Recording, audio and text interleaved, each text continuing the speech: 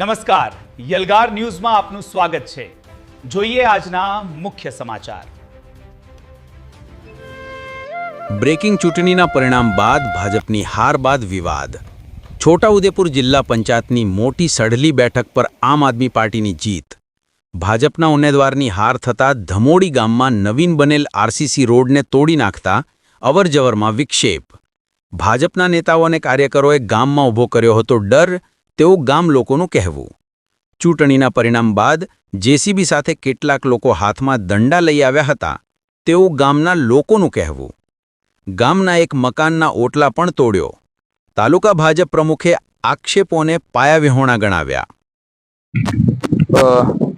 હું મોટી સડલી જિલ્લા પંચાયત સભ્ય રાઠવા સુખરામભાઈ કેતનભાઈ આજરોજ અમે પ્રાંત કચેરી ખાતે આવેદન આપ્યું છે।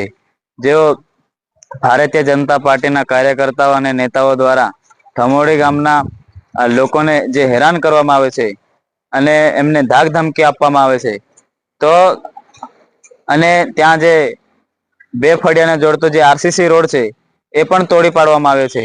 તો અમે આજે પ્રાંત કચેરી ખાતે આવેદન આપીને એમને કડકમાં કડક કાર્યવાહી કરે અને ગામની સુરક્ષા માટે પોલીસ બંદોબસ્તની માંગ સાથે આજરોજ આવેદન આપ્યું છે।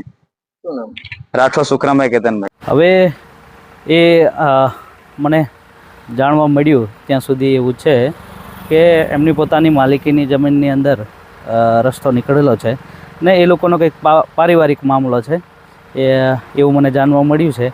અને હજી હું સ્થળ ચકાસણી કરી નથી, એટલે આનાથી વિશેષ હું કહી ન શકું, પણ મને લાગે ત્યાં સુધી આ એક પારિવારિક મામલો હશે એવી મને ખાતરી છે। ધાક ધમકી કે એ બીજી બધી વાતો ખોટી છે, એમાં તો એ કોઈ વિષય નથી અને મને કંઈ વિશેષ આમાં દેખાતું નથી। કાં તો વિરોધીઓને એક બહાનું મળી ગયું હશે આ બાબતે, બાકી એવો કોઈ વિષય નથી।